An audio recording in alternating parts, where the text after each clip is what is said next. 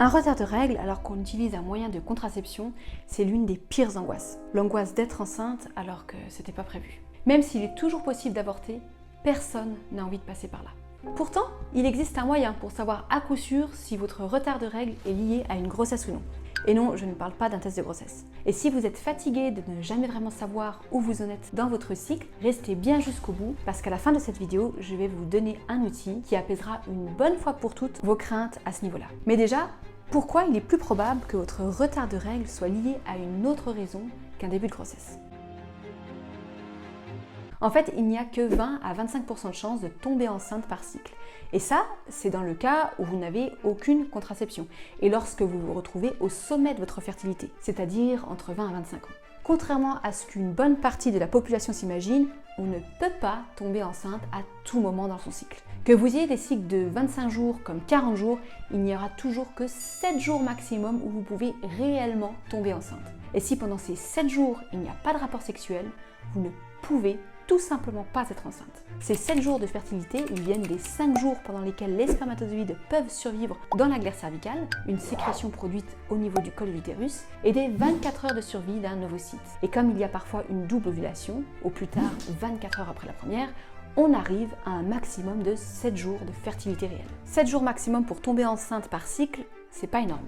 D'autant plus qu'on n'a pas toujours des doubles ovulations, ni des spermatozoïdes qui survivent jusqu'à 5 jours. Donc si en plus vous avez utilisé un moyen de contraception, les probabilités que ce retard de règles soit lié à une grossesse sont très faibles. Alors bien sûr, aucune contraception n'est infaillible non plus, même pas la stérilisation. Donc il y a toujours ce petit doute qui reste. Mais si vous vous retrouvez dans l'une des situations que je m'apprête à vous décrire, cela expliquera pourquoi vous avez eu ce retard de règles et si vous avez véritablement des raisons de vous inquiéter. Un truc très fréquent qui retarde les règles, c'est le stress. Soit un stress violent qui vous tombe dessus du jour au lendemain. Par exemple, vous avez perdu un proche, vous venez de rompre avec votre partenaire ou vous vous êtes fait licencier. Soit un stress plutôt latent qui dure depuis plusieurs semaines. Et plus précisément avec un sentiment d'incertitude face à l'avenir. Par exemple, vous allez déménager à l'étranger. Vous êtes en train de passer des examens. Vous préparez le permis, etc. C'est pas toujours très grave, mais dès qu'il y a une notion d'incertitude face à l'avenir, votre cerveau ne va pas donner son feu vert pour l'ovulation. Et ça repousse les règles. Un autre événement qui peut repousser votre ovulation, c'est si vous changez brusquement votre alimentation. Par exemple, vous faites un régime drastique pour perdre du poids. Vous passez d'omnivore à végétarien ou vegan. Vous faites un jeûne de plusieurs jours. Bref, ce genre d'événement, c'est susceptible de perturber vos ovulations. Parce que pour ovuler, il faut de l'énergie. Il faut des calories, des vitamines, des oligo-éléments. Et si tout d'un coup, les apports en toutes ces petites choses baissent, votre corps va passer l'ovulation au second plan. En gros, c'est plus le moment de faire un bébé. Parce que votre corps essaye de survivre, de faire tourner les fonctions vitales avec ce qu'il a comme énergie. Et là, il n'en a pas suffisamment pour se payer le luxe d'une ovulation. Donc l'ovulation est repoussée et du coup les règles aussi. Et elles reviennent en principe quand on rééquilibre un peu mieux son alimentation, c'est-à-dire quelques semaines après la fin du jeûne, la fin du régime ou lorsqu'on a mieux appris à équilibrer son assiette, lorsqu'on transitionne végétarien ou vegan.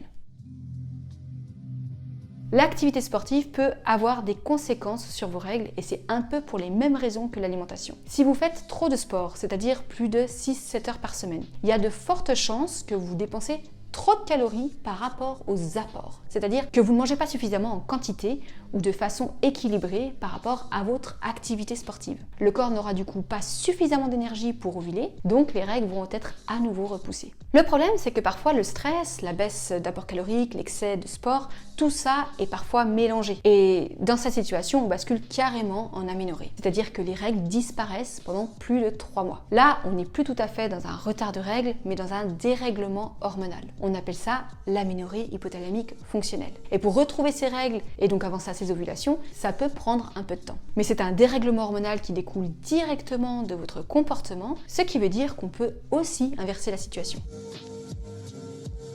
Parfois, le retard de règles est dû à un dérèglement hormonal. Mais dans ces cas de figure, les cycles sont irréguliers depuis un bon moment. J'ai déjà fait une vidéo sur le sujet, donc je ne vais pas trop m'étendre en détail, mais dans les grandes lignes, une hypothyroïdie peut être à l'origine de cycles longs et irréguliers. De même avec une hyperprolactinémie, soit l'excès de l'hormone prolactine, qu'on sécrète normalement pendant l'allaitement. Le syndrome des ovaires polykystiques est un autre type de dérèglement hormonal qui retarde les règles parce qu'on sécrète trop d'androgènes, des hormones masculinisantes. Et enfin, des pathologies plus rares, comme la maladie cœliaque par exemple, qui est une allergie au gluten, provoquent aussi des cycles longs et irréguliers. Je vous donne beaucoup plus de détails dans ma vidéo sur le sujet, y compris les hormones à tester pour vérifier si vous êtes ou non dans cette situation. Vous ne serez probablement pas concerné par ces pathologies si votre retard de règles est exceptionnel. En revanche, si régulièrement vous ne savez jamais trop quand elles sont censées arriver, il est possible que vous soyez atteinte d'une de ces pathologies ou d'aménorrhée hypothalamique fonctionnelle, donc la version amplifiée du stress, du sport et de l'alimentation. Il y a aussi des conditions parfaitement normales où l'on peut avoir un retard de règles. Si ça fait moins de 2 ans que vous avez eu vos premières règles, c'est le temps de la mise en route du cycle, donc c'est pas encore bien régulier. Il y a aussi le postpartum, soit après un accouchement. Ça peut prendre un temps pour que les cycles reprennent leur rythme dans cette situation. Et enfin, si vous approchez la cinquantaine, vous êtes en préménopause et les cycles se déconstruisent. Donc vous pouvez avoir du retard et c'est parfaitement normal. Si ça fait moins de 6 mois que vous avez arrêté une contraception hormonale, c'est possible que vos cycles soient longs et irréguliers et que vous attendiez un peu vos règles à chaque fois. C'est normal, le corps n'a plus ovulé depuis longtemps, les ovaires n'ont plus travaillé et ça peut leur demander un petit peu de temps pour se remettre en route. Au-delà de 6 mois, j'estime par contre que ce n'est plus forcément lié à l'arrêt de la contraception, mais qu'il y a peut-être un dérèglement hormonal comme on vient de le voir. Si vous avez pris une pilule du lendemain, c'est pareil, ça peut faire foirer le cycle suivant et donner un retard de règles. Par contre, en principe, ça met la pagaille sur un cycle ou 2, mais pas non plus sur 6 mois. Certains traitements peuvent avoir des effets sur votre cycle. On a pu le voir par exemple avec le vaccin Covid qui pour certaines femmes a repoussé leurs règles. C'est pas quelque chose spécifique au vaccin Covid. Ça peut arriver avec à peu près n'importe quel vaccin. Et ça peut arriver aussi avec d'autres traitements, comme certains antidépresseurs, des corticoïdes ou encore des traitements anti-cancer. Tout ce qu'on vient de voir jusque-là sur les retards de règles, c'est valable si vous avez un cycle menstruel naturel. Donc j'entends par là sans contraception hormonale. Maintenant, la situation est complètement différente si vous êtes sous une contraception hormonale, comme la pilule, le patch ou l'anneau. Et oui, car sous contraception hormonale, même si vous avez des saignements tous les 28 jours, vous n'avez en fait plus de règles, ni de cycle menstruel. Une toute petite pause dans la vidéo. Si vous êtes toujours là, c'est que vous appréciez mon contenu, alors n'hésitez pas à liker la vidéo, vous abonner pour m'aider à en produire d'autres de ce genre. Sous contraception hormonale, tout est artificiel, car il n'y a plus d'ovulation. Les saignements que vous observez sont provoqués artificiellement. Donc là, si vous observez un retard, il est plus probable que ça soit lié à une erreur d'utilisation. Vous avez oublié de prendre votre pilule, remettre un patch ou un anneau, ou vous avez pris un traitement incompatible avec ces contraceptions. Attention, même parmi les traitements naturels, notamment certaines plantes, ça peut interférer. Et là, vraiment, n'hésitez pas à faire un test de grossesse. Malgré tout, même sous pilule, des fois, il n'y a plus de saignement sans être enceinte pour autant. Et lorsque ça arrive, c'est en général parce que vous êtes dénutri. Donc, retour à la case départ, vous contrôlez votre poids de façon excessive, vous faites trop de sport, en tout cas, vous ne vous alimentez pas suffisamment. En gros, il s'agit encore d'aménorrhée hypothalamique fonctionnelle.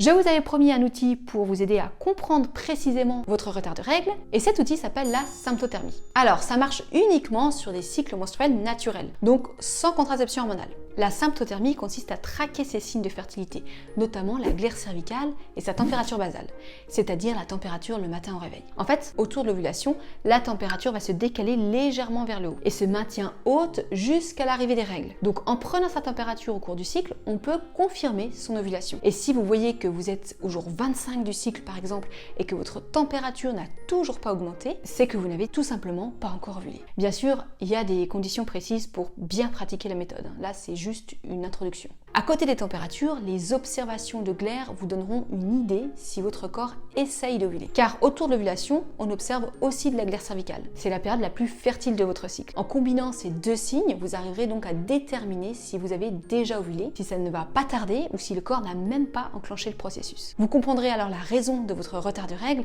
et vous pourrez même l'anticiper. Bien sûr, si ce retard est lié à une grossesse, ça se voit aussi en symptothermie, car la température se maintient haute pendant plus de 18 jours. En observant donc donc ces signes et en considérant les facteurs tels que le stress, le sport, l'alimentation, les traitements que vous prenez, vous arriverez normalement à comprendre la raison de ce retard d'ovulation. Et si vous voulez en savoir un peu plus sur le sujet, voici un short sur la symptothermie et une de mes anciennes vidéos beaucoup plus complète sur ce sujet.